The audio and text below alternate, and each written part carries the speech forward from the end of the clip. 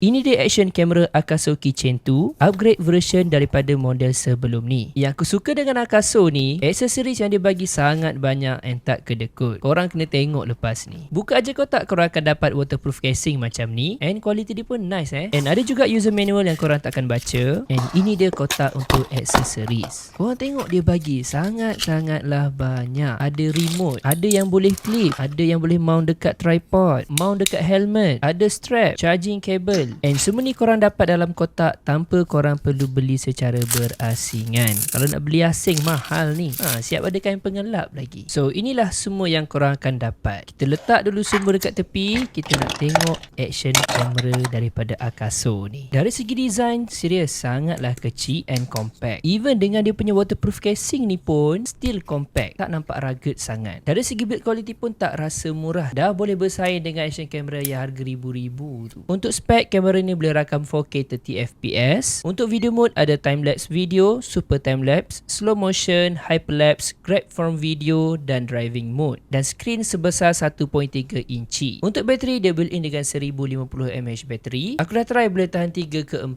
jam. And yang paling best, dia ada 6 axis gimbal. And siap boleh main zoom-zoom macam ni. Tapi still, dia punya quality tak drop. Aku ada test kamera ni waktu aku unboxing, so korang boleh tengok ni.